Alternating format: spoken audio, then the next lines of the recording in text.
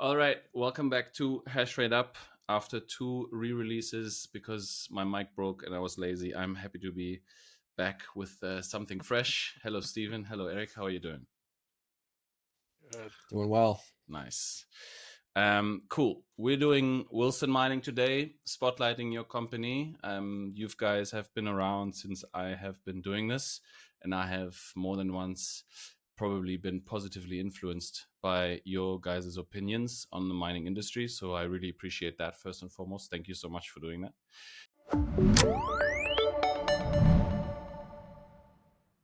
Recording at 910643 and hash price at the moment is around $56.91. It went up to 60 there, or close to 60, and now Bitcoin price is taking it down again.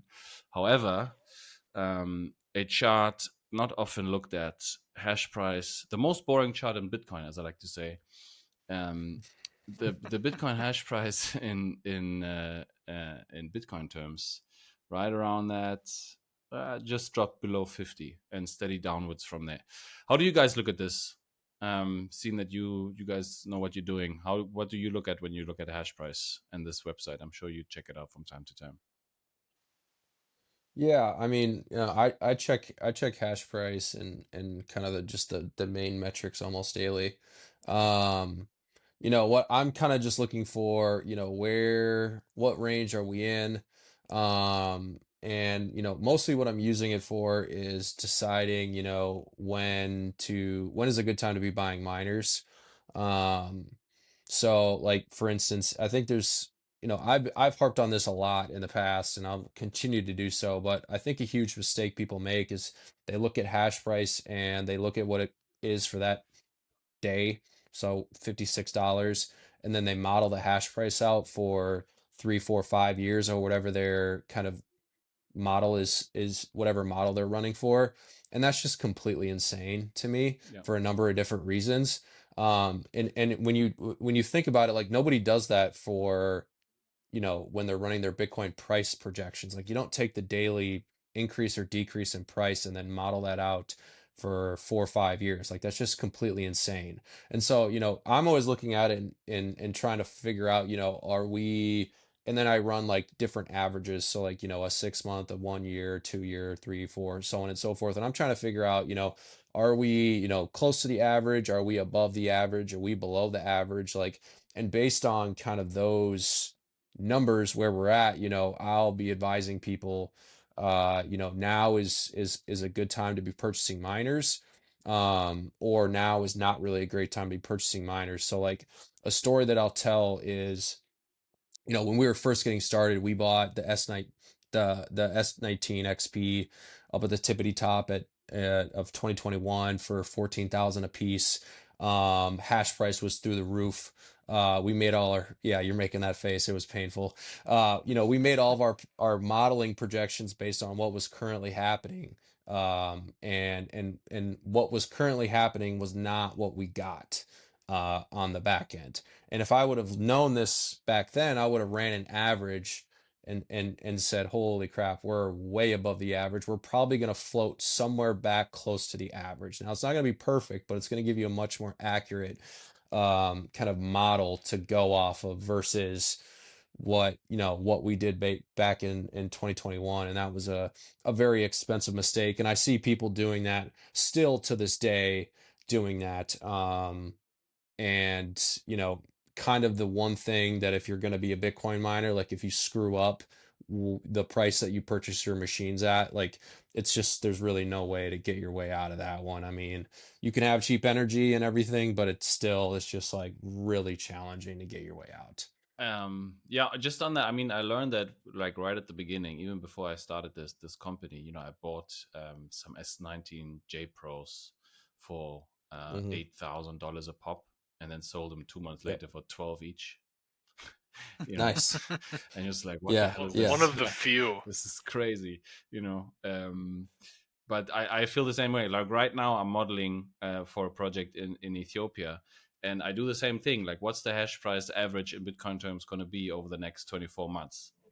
different Hmm. scenarios, and then I make sure that at the end of the day, I most likely have more Bitcoin left over, because then you Hmm. also, when you switch it around, right? This, you guys being in the hosting game, that this makes a lot of sense to think and talk about, right? Then the only reason why you need to forecast Bitcoin price is because of energy, right? Because the higher the Bitcoin price is, the lower your energy cost in Bitcoin terms. Hmm. And it removes so many, like if you think in Bitcoin terms and mining, because it's such a Bitcoin cash flow generating machine, of course, it removes so many variables. It makes it so much easier to gauge whether this is a good investment or not. So is right now a good time to buy miners or not, Stephen? I still think we are kind of in a good period to be purchasing miners. I think that if we continue going up in price and hash price keeps moving up, that we'll kind of be getting out of that window. Uh, if I had to place a bet, I would say probably in the next 12-ish, 18-ish months, I think we'll kind of be out of that window. We'll also be really close to the halving again.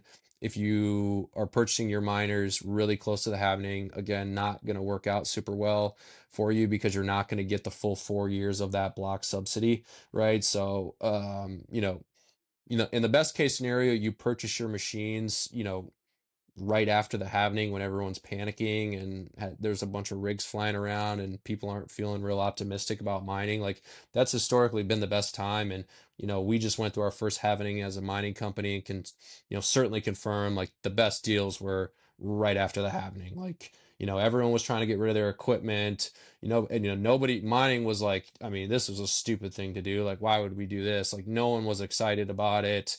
And there were like just insanely good deals. And if you could have scooped everything up when hash price was in the 40s, I mean, you've just done really, really well for the last year or so. What do you think, Eric? Um, eh, this is not my area. Well, you can have a uh, feeling. yeah, I mean, I just plug machines in, to be honest. I Okay. mean, the machines have been getting easier to plug in, I guess.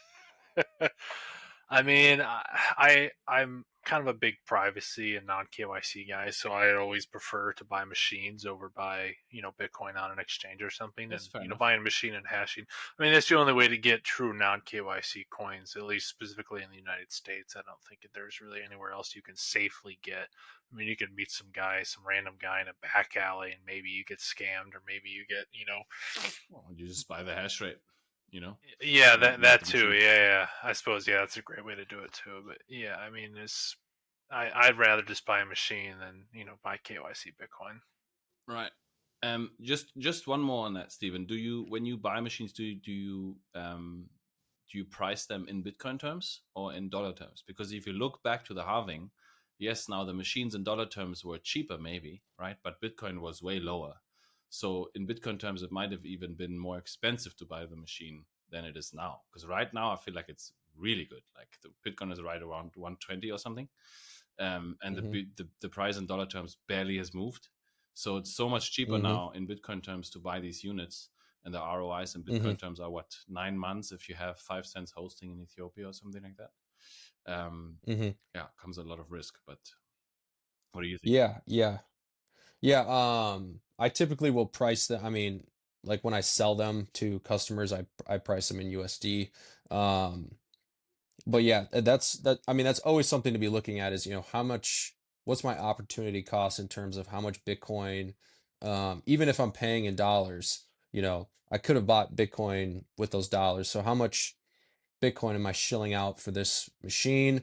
And then do I think there's a reasonable expectation that I'm going to get more Bitcoin in return for taking the risk, right? Than just buying the Bitcoin immediately, right?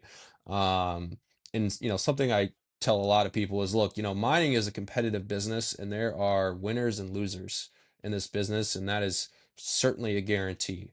This is not like buying Bitcoin where you can just hodl your way out of a bad purchase and you can just wait 4 or 5 years and you'll be back above where you were when you originally purchased. That is not the game here. There are certainly winners and losers, and you need to understand what it is that you're getting into, that this there is no guarantee that you're going to get more Bitcoin out on the other side. And you have to be, skilled, and you need to really understand the industry and the market and what you're doing.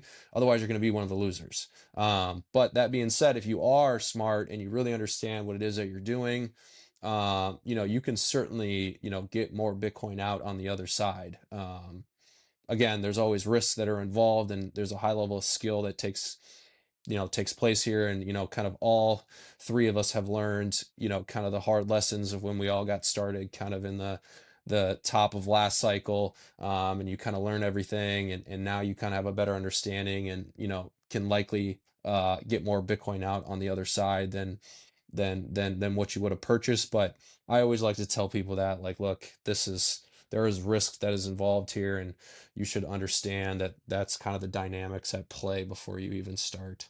This episode is sponsored by Hashbranch, the easiest way to mine Bitcoin in the US. Sourcing hardware and rack space usually is a mess. Bad deal structures, misaligned incentives, and no visibility after deployment. I have placed tens of thousands of ASICs in partnership with Hashbranch. What I like most is that they cut through the noise. Fair pricing, aligned terms, and access to hosting that actually works. Use code HashrateUp100, visit hashbranch.com today to get $100 off of each miner that you order. All right, so explain to people what Wilson mining is, what you guys do, why the idea came about, and how do people using Wilson mining get around those risks and put themselves on the winning Sure. side of this beautiful trade. Yeah, so I'll kind of the origin story is so Eric had been in Bitcoin for much longer than me, kind of way back in 2017, early 18. He was buying, and I kind of hadn't really looked at this thing yet. But kind of late 2021, Bitcoin's going on a run. Eric is talking lots about it. Some of my other friends are talking a lot about it. And I kind of have a come to Jesus moment where I have to figure out what this thing is and decide if this is something that's worth spending time on. So I spend 30 days down the rabbit hole and come out the other side, and I'm really excited. Like everybody, like all of us, the feeling. You're just so excited about this. And I've always been, really entrepreneurial. So my first instinct was like, I have to have a business in this thing. Like this Bitcoin thing is growing. There's going to be businesses that need to serve all aspects of the Bitcoin ecosystem. I need to have one of those businesses. And so I was throwing all sorts of different kind of ideas at the wall, and mining was one of the ideas I landed on. And when I was learning more about mining, I learned that you need to have cheap power. You need to have a place to put these machines. They're very loud. You can't just stick them anywhere you want to. And then you need to have somebody to be able to service the machines. And so going off that information, I kind of thought that we already had a lot of that in place already, which made it an easy decision to jump on. And so my family's been farming in Iowa for a very, very long time. If you ever go to Iowa, you'll see wind turbines scattered all over the place. Okay, there has to be cheap power somewhere down there. If we go around and start asking, I bet we can find some. Okay, got it figured out. My family owns farmland. There's not a person for miles and miles and miles away. I bet we can stick these containers and they'll be loud and we won't bother a single person. Okay, got that one figured out. Eric was a car mechanic for 7 years before we started this company. He's the most mechanically gifted person that I know. I bet if he gets his hands on some of these machines, I bet he can figure out how to work them. Okay, got that one figured out. So I call Eric on a Tuesday night one night, and I'm 15 seconds into my pitch with him about why we should start a mining company. And he's like, yes, I'm in. Like, I'm quitting my job tomorrow. Let's rock and roll. Fuck these And cars. so yeah, forget the cars. I'm done working for the man. Let's go do this Bitcoin thing. And so we took off and made all every mistake that you could make. We basically made it in the first year. Like, we screwed up our energy price at the first facility that we built. We bought the machines that were too expensive. We did everything that basically could go wrong. We did wrong at the beginning there. And then to add insult onto injury, FTX is kind of falling apart right in the middle of this, and Bitcoin is crashing down to 16,000. And, it's looking real kind of dicey as a new business that where, we could easily start cutting our losses, and just say this didn't work out, whatever. But we decided not to do that. We decided to double it down. And certainly happy that we did. But, we all remember that time really well. Yeah, it's a do or die moment. Well done on sticking around. Awesome. Yeah. And now you guys run how many megawatts of hosting?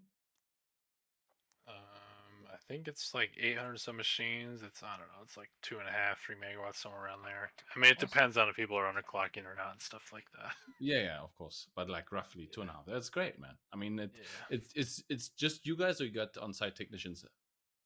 It's just me. I run the operations day to day. Yeah, we don't have. I mean, we're not huge fans of hiring employees and stuff like that because, I mean, miners are easy to manage through automation and technology. Employees are not easy to manage regardless of what you do. Fair enough. And so you guys, what's next for Wilson Mining? Where do you want to go? Where do you want to go with this? Do you want to self mine more? Do you want to host more? Why do you want to host over self mine? Sure. Yeah, we really like the hosting model. Um, and I think it complements a self-mining operation really, really well. And so, it's really difficult to be in a business where you're like in a commodity production business, which, like I said, I'm technically a fifth generation farmer. I understand the commodity production business really, really well.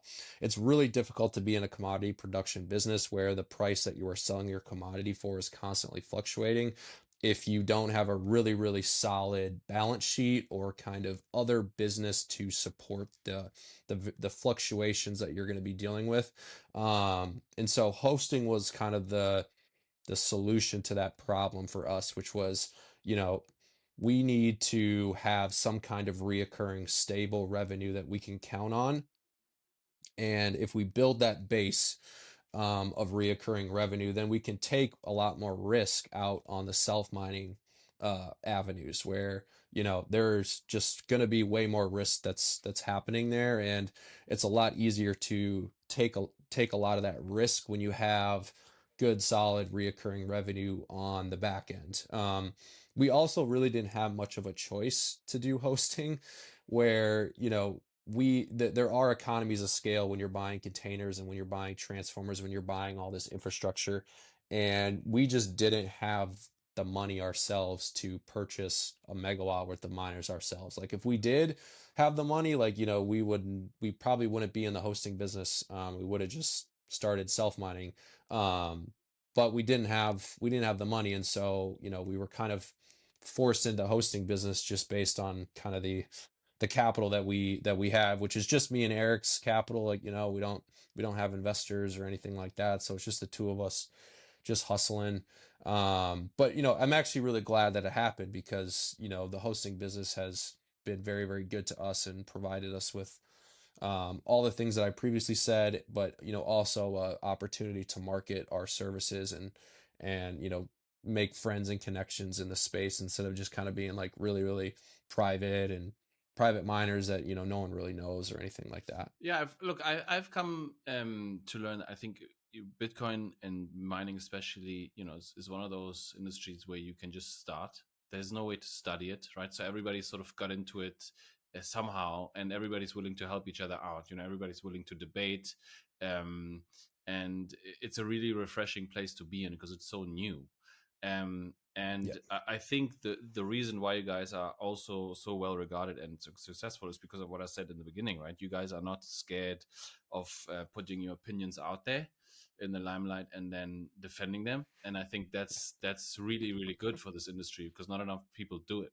There's enough hosters out there that are in it for the quick buck who are not transparent at all, which is why I wrote Yep. these sort of 10 guidelines of hosting on my website, because Mm-hmm. there's so many disillusioned customers out there that are suffering from Yep. from not experiencing that transparency, of somebody telling them, hey, mining is like really difficult. You should probably just rather buy Yep. the Bitcoin unless you want to do Mm-hmm. X, Y, or Z. and then it might be worth Mm-hmm. it. So let's have a discussion, right? There's enough people, and there's a lot of money in it too. I mean, you sell Mm-hmm. 300 machines. That's somebody's Yeah, yearly it's wage in margin right there. You know what I mean? yeah, exactly. So yeah, again, I really respect what you guys do, and I am very happy to see that you guys have had the chance to have some influence on what the next generation of mining machines might look like. You guys went to the new Proto launch. It was last week. Remind me, when was it?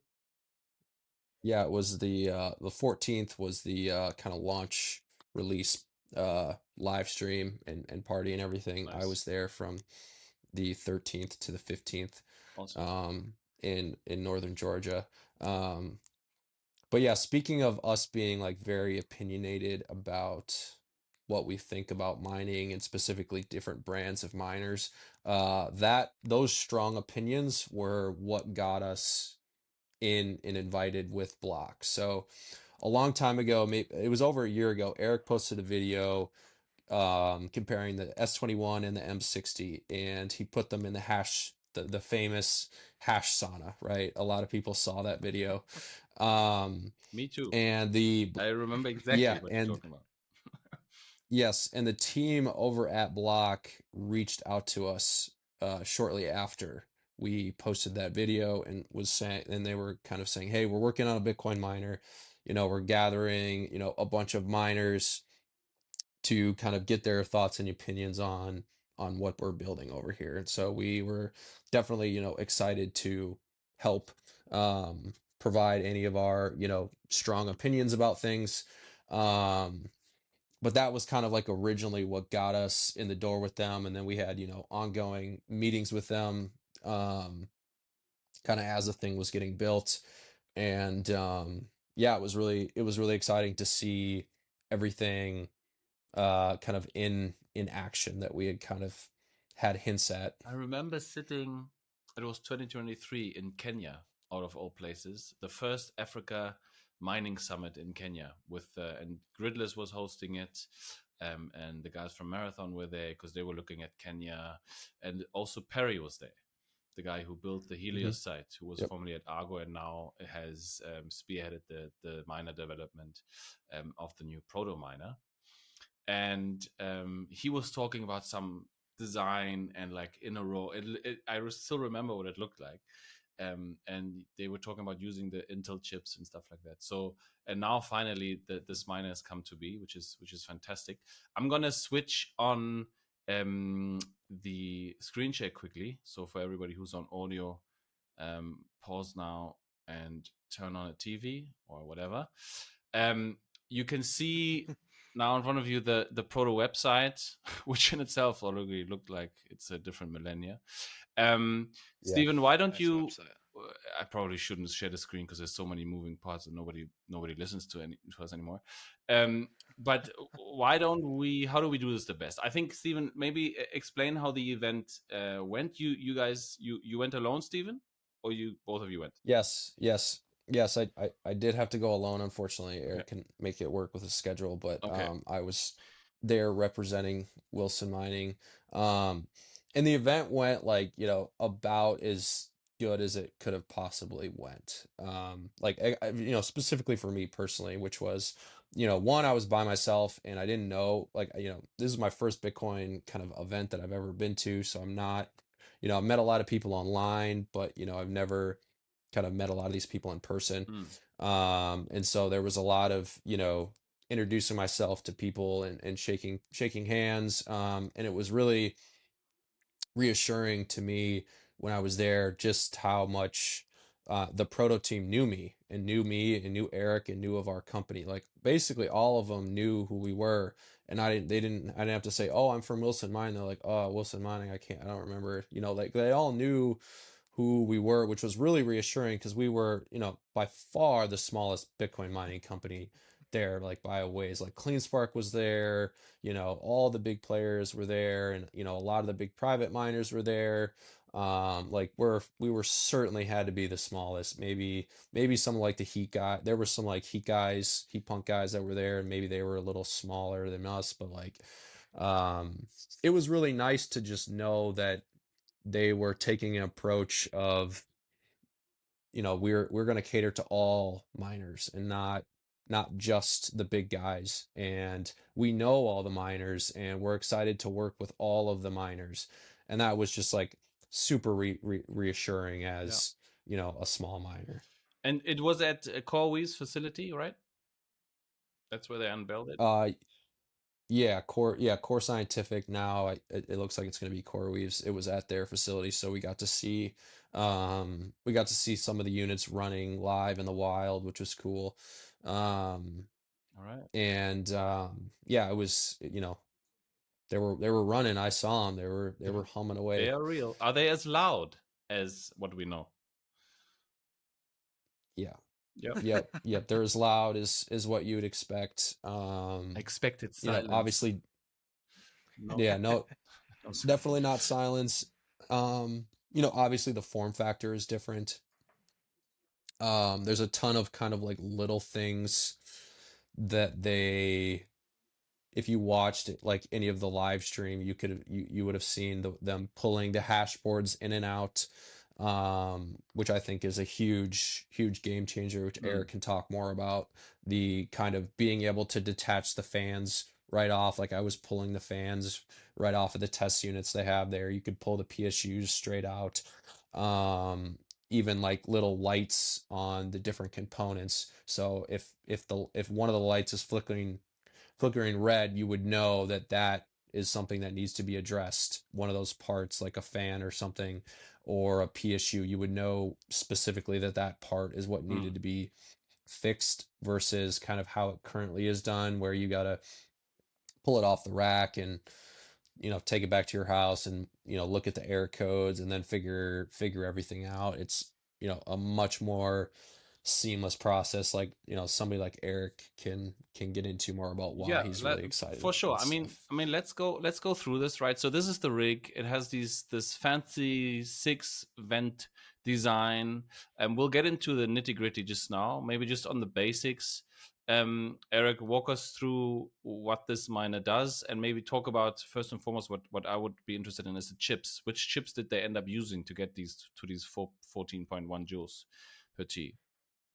I think they're using TSMC chips, but I'll start with the front of the miner. So obviously you see the fans on the front. There's 6 fans. There's no fans on the back, which I like. I know the Avalon, the A15s do the same thing, and the Avalons are pretty good. They're really good in the heat too. I think the no fans on the back design is better because it makes it a lot easier for the container manufacturer specifically to make a nice perfect seal around the back of the miner, so you don't have, like in a container hashing environment or build hashing environment, the real problem is you have negative pressure on the cold out because you have so much miner fans sucking in, and you have so much high pressure in the exhaust because you have so much heat trying to get out. Is what will happen is heat will come back in around the miner and get sucked back in if you don't have a perfect seal. So having fans on the back and having a nice flat back with no gaps makes it really easy to make a nice seal between the hot and cold aisle. And then obviously the other thing is, you can pull what I'll call a fan module off one by one.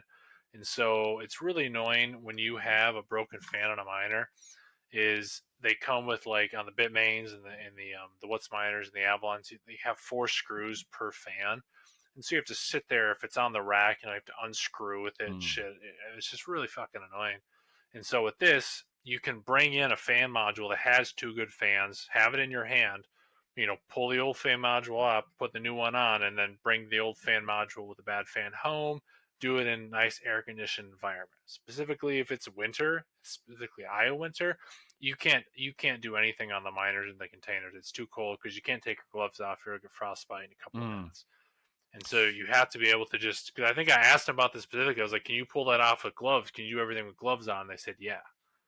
Dude, that's insane. I mean, from watching I would everybody recommend to watch any that's remotely interested in Bitcoin mining, to watch the announcement, because they go through a lot of the thinking there as well. But the biggest thing that I took away from that was that everything in this design is made so that you don't lose uptime, right? Because every second that the machine is not running costs you money, right?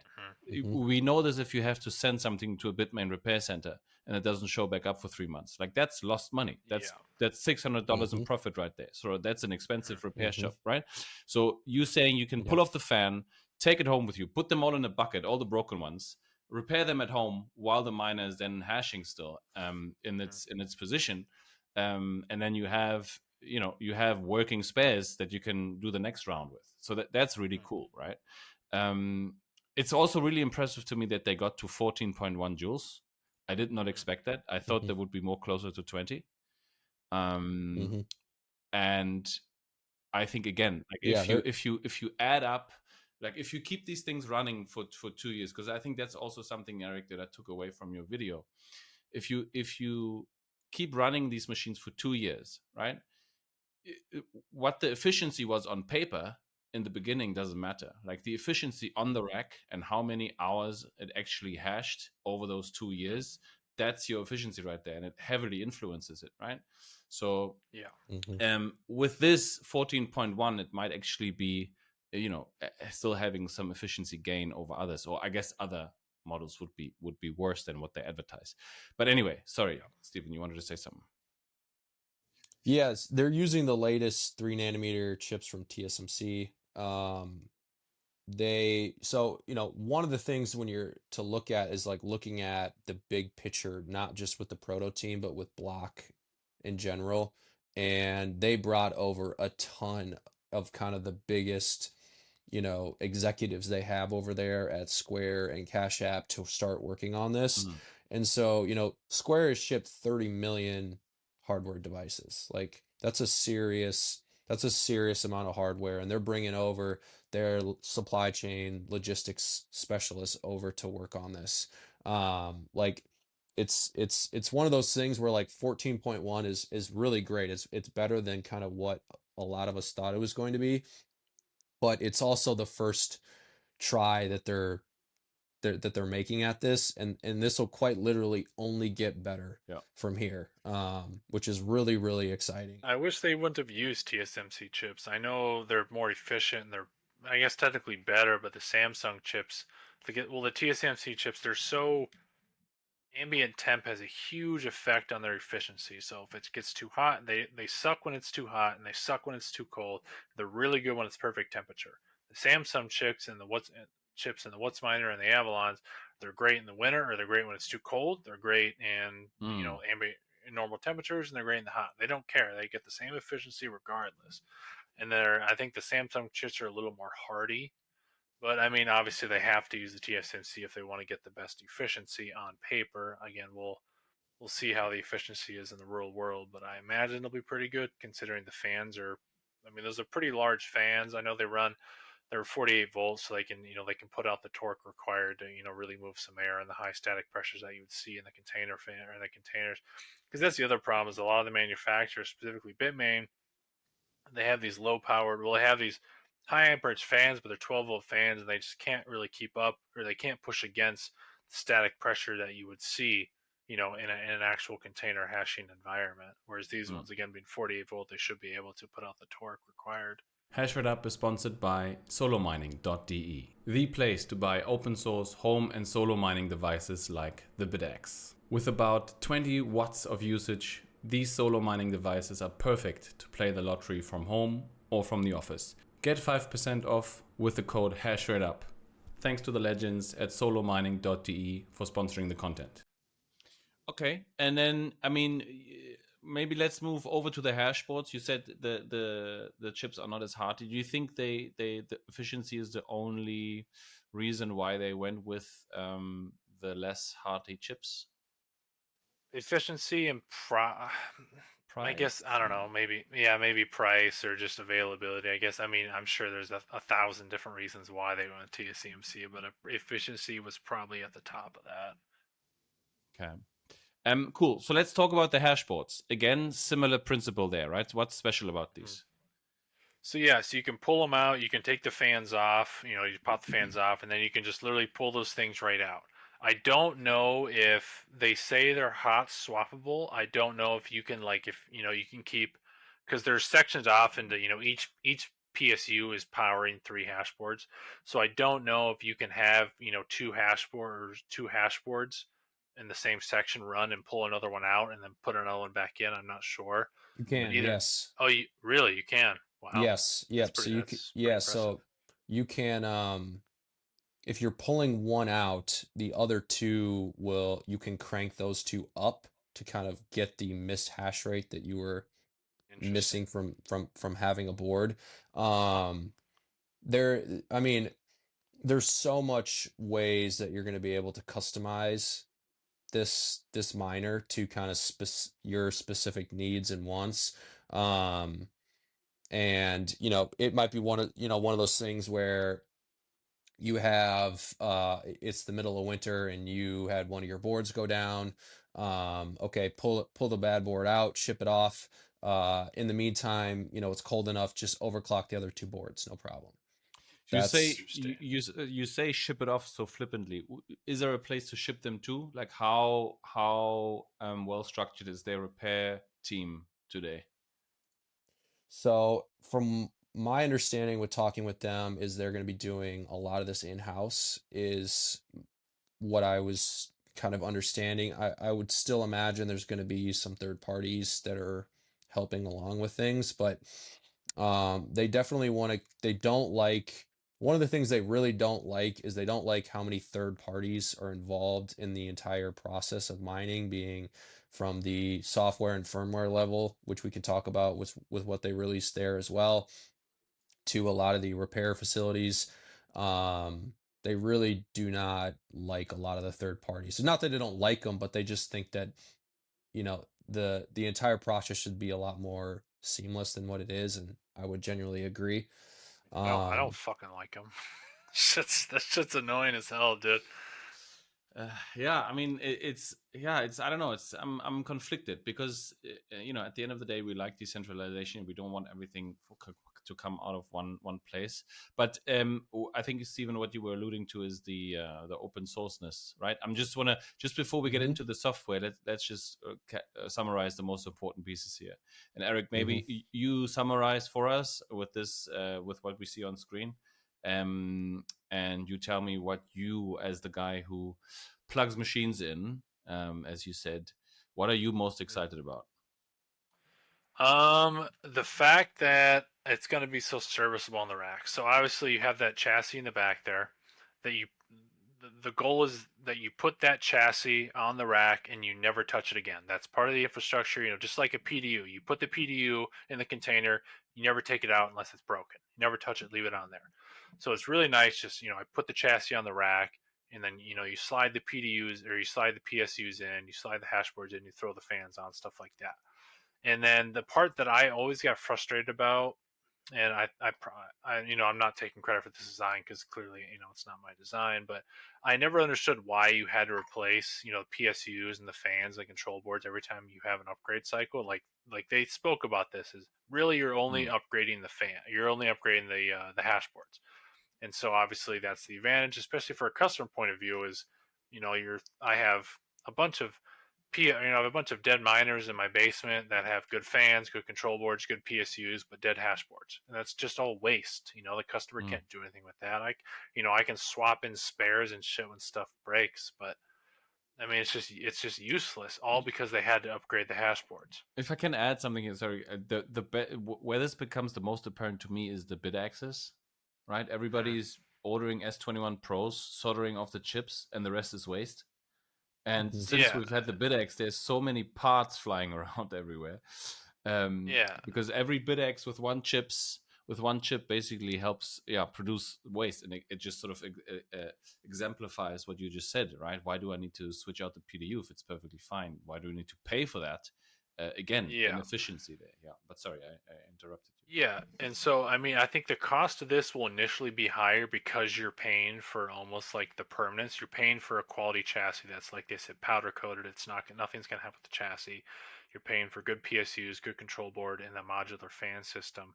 And then your next upgrade cycle, you don't have to buy all that again. You're only paying for the new hash board. Whereas if you buy a Bitmain, you're gonna have to pay for the new hash boards, the new fans, the new control board, the new PSU every upgrade cycle. It's just such an inefficient way, just such a wasteful way. I mean, I have a stack full of perfectly Hmm. good PSUs in my basement that I don't know. I mean, I tear them apart all the time for stuff that if I need like a 12 volt, if I need 12 volt, I'll just rip out a PSU because why the fuck else am I gonna do with it? Yeah. So there's just a huge amount of waste. But and then the serviceability, like I said, on the rack it'll save so much time because now the process is, I wake up in the morning, I check the miners. All right, I got a couple bad ones. I got one with a bad fan. I got to take that miner off the rack. I got to take it home. I got to replace the fan, then go back to the site. So chances are it takes me at least 24 hours to simply replace the fan, even though it only takes me 2 seconds to actually do it, because I got to take the miner home. And I'm not going to run to the site back and forth, 3-4 times a day. Whereas this, I say, hey, I wake up, it'll send me an error code and say, hey, I got bad fan number 4. So I show up with a new fan module. I take the old fan module off. I put the new one on. Then I come home and I can replace the bad fan.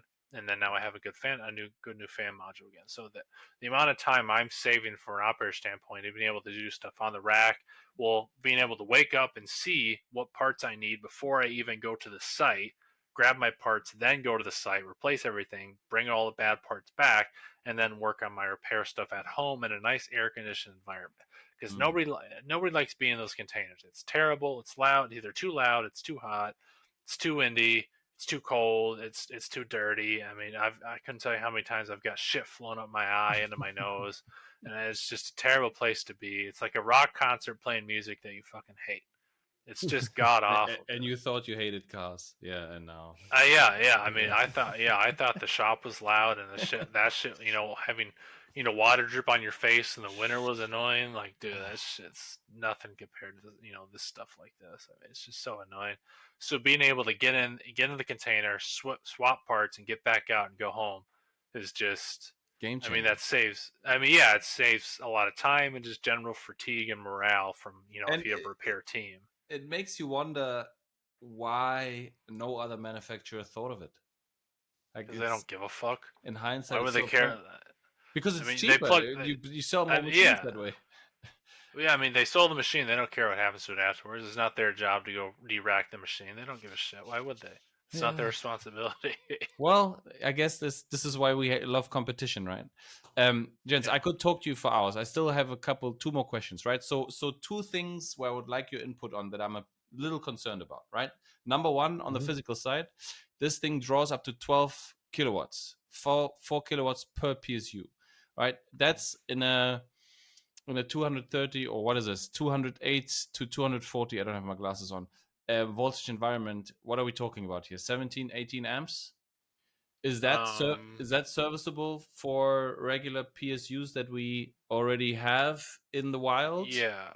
Because so I know from the M61s that MicroBT puts out there, some facilities have issues running those machines because they draw too much current. Yeah. So at 240 volt, it'll be 4,000 watts is 16 amps. So you're right. I mean, that's right at the limit of a lot of PDUs have 20 amp breakers, which can only do 16 amps continuously, according to the NEC, whoever the governing body of fucking electrics is in the U.S. That's what they say is 16 amps is continuous. So yeah, 4,000 amp. But what I would have preferred to see is we're moving over to 277 volt. Specifically because we want to run more power. Like you said, we want to run those M61s, and so we need 277 volt. So I think it's a huge mistake that they don't have 277 volt PSUs. I hope they'll come out with them later that you can swap in, but it's just a huge mistake limiting to 240. But you can safely run them on current infrastructure, assuming you have 20 amp breakers on your PDUs per outlet. So, but I mean, this is where this design again is cool, right? Because I mean, we all remember when folks were busy making, what was it, 3-phase T21s from single phase T21s, right? You can have single phase on here. You can build it, fit the miner theoretically to your facility and how it fits. But I was then rightfully concerned a little bit about this 4 kilowatts, because you have to have the infrastructure in place to run that, right? And then the second point that I was a bit wary of is the sort of network effect, right? We all know this. If you have an Apple phone or an Android phone, it's very tough to get out of that ecosystem if you want to, right? And these hashboards will only be manufactured by Block. Mhm. And what I would have, I mean, is it possible? Did they speak about this at all? That, anybody could start manufacturing the same form factor if it's compatible slotted in, since the software is also open source, which we will just talk about last but not least. I Um, think you could, but the problem, I mean, yeah, as long as you can make it work with their software, yeah. But again, we don't see anyone else, making their own software to make hashboards to put into like S19s or what's miners anyway. Yeah, that's fair. Is this so that you don't think that's a concern that's reasonable, for the lack of a better term, or did you have the similar thoughts around this? I think until they get a big enough market share, I really wouldn't be too concerned about it. Fair. I think, as long as we can take some market share away from Bitmain, that would be ideal. And then, they've been, they have a lot of open source kind of roots within that company. So, if we were kind of, if the miners were kind of banging their hands on the table and, just getting uneasy that they had too big of a share of the market and we wanted more things open source, like they would at least hear us out, and they have a lot of guys on that team that care quite a lot about open source. Hmm. So they would at least be willing to hear us. Now, I don't know what they would do with that, but we would definitely get at least a conversation going with them and be able to kind of tell them our concerns, so to speak. Okay, cool. Before we close out, Steven, because we're already at time, talk about the software a little bit for us, please. What did they do here? Yeah. Yeah, the software was really really cool. I chatted a lot with the team, the software guys and the team behind that. And I was telling them, it feels a lot like, so we use Square to process credit card payments for our company. And no one had to teach me how to use Square. Like it's, super intuitive. You just jump in there and you start using it, easy peasy. I was telling them that the software felt a lot like Square. It felt like a very experienced team that has built consumer facing software for a very long time, built it, and it's going to be free. And if that's another bill I don't have to pay as a miner and it works just as good as any of the other softwares, I'll be using it because it's free and I don't have to pay for it. And they're going to be open sourcing it, so I can, you know, get in there and design some of my own software if I want to, and use it that way. It's one of those things where, you're going to let the miners get in there, and everyone's going to start building and tinkering with what they want. And, there'll be a lot of cool things that get built out of that, which is just really great for all of us. So I'm, you know, really excited about the software side of things.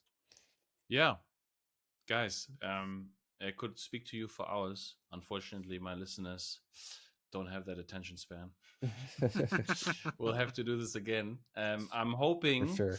that Perry keeps his word if he listens to this at all. I hope you keep your word, Perry, of sending me one of these machines to South Africa, Hmm. so that I can play with it and put it on the project here and see how it performs in the South African desert between Yeah. rhinos and giraffes. Um, any last words, gentlemen? Do you want to point people anywhere where they can find you? Again, we'll take this opportunity to invite everybody to do so, because then there's a lot to learn. So yeah, Sure. please point people where they can find you. Yeah, you can find us on X at Wilson Mining, exactly like it sounds.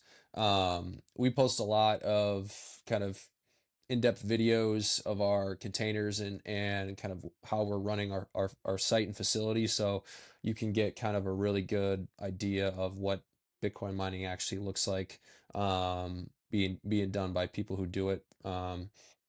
And yeah, our website, wilsonmining.io. Reach out if you're looking for hosting, or you just have questions about mining in general. We'd be happy to help in any way we could. Anything else to add, Eric? No, Steven's way better at doing those than I. Cool, man. All right, gents. So thank you so much again for what you do, and thanks for taking the time. Thanks for your flexibility. Thanks for having I'll us. see you out there. Appreciate it. Cheers. Bye.